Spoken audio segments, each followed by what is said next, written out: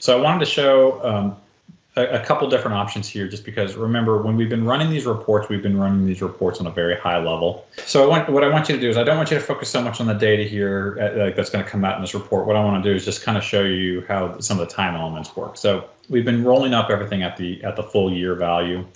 If we right click on the FY21 data, we can go ahead and say manage hierarchy. And remember how we have the hierarchies here. All I have to do right here, let's just say we want to look at it at a quarterly level. So if I expand this out, it will now bring in my quarter. So I'll go ahead, I just expanded this and I say apply. I'm going to go ahead and run it. Don't worry about the data that's in the report. It's going to bring, this is where the hierarchy starts to bring in, where you can see here's my Q1 FY21 budget to actuals and so on and so forth. But like I said, don't worry about the data, because the way PeopleSoft is structured in the past, it's not conducive to this. We have PeopleSoft, moving forward will work to make this work. Well, all I'm really trying to show you here is, now you can see, if I wanted to expand it into the quarters, you can see the individual quarters here now at these levels here.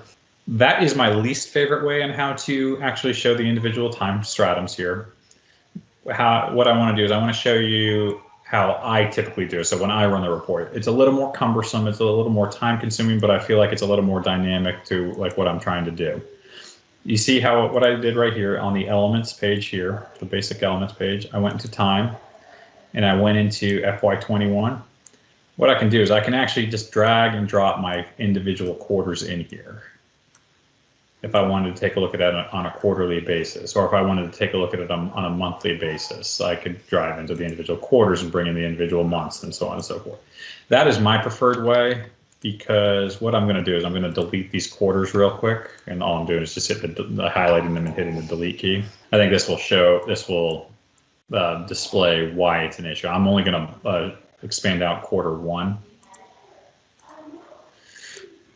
and run the report, because if I want to see like the information, just depending on how I want to see the information. So right now, since I've got the roll-up suppressed, it's only bringing in the information here. But if you actually don't unsuppress your roll-ups, it brings in way more information than what you want. So a lot of times it's a lot easier to manage and manipulate the data and make sure you understand what's coming in when you just select the individual time periods, rather than doing it through the hierarchy.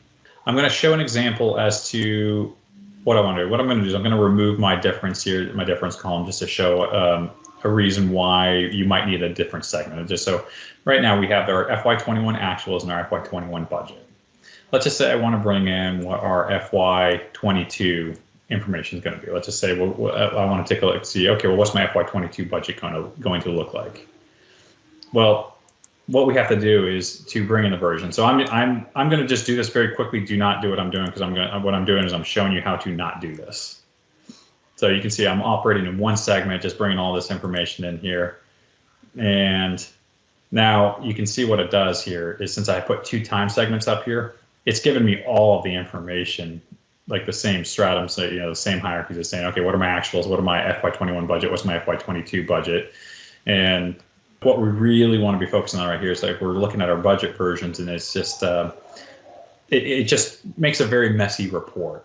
And so this is the example of, again, how not to do it. So now I can show you how the right way to do this is. So we'll go ahead and delete FY22 from here and the FY22 budget. So let's say we want to bring in and do an example where we want to take a look at the FY22 budget separately. So what we can do is now we can add a second segment. You can see as I added that, there's a separate blue box here. So now what this is doing is it's breaking up our report a little bit to make it a little cleaner. And again, remember what I said, this is the point of end. If you can walk away with one thing today, remember, you need a time element and you need a version. You can't just select one. You need a time element and version to be able to pull information. So what we'll do is we'll bring in the time element, and we got FY22. So we'll bring in our FY22. And let's go in and we'll just select it, and we'll say that we want to go see the versions, if I can find it real quick, the versions. And now we'll go into the budget version and say, now I want to see my FY22 budget. Okay, and so now we can go ahead and run this report. So now you can see it's a lot cleaner now. You can see that you have the FY21 actuals, the FY21 budget. Now you can see the FY22 budget. But let's all go ahead and let's go into, let's select auxiliary enterprises. And so now you can actually go through and see now a very useful tool here. This is something that could be helpful in terms of budget development. Obviously, auxiliaries, you've completed your templates, you've uploaded those. But when you're doing your E&G budget, something like this could be very helpful because you could sit there and say, okay, here's where I am with my FY21 actuals. Here's my FY21 budget. Here's my FY22 budget based on how I have. And so you can see what the trend of your budgets are operated on. You can see, okay, this department is doing this. I've got more budget here, less budget here. Hey, here are my actuals as of now. Remember, FY21 actuals are only as of today, but you could bring in your FY20 actuals into a report like this. I can show that actually very quickly. Just something, and I think this may be a real report that we have. So I'll go ahead and bring another segment in, and you can see I can drag the segment over to the left here.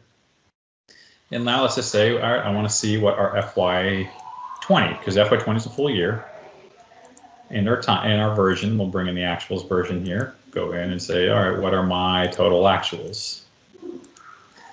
So now we can sit there and just run the report this way, just very quickly.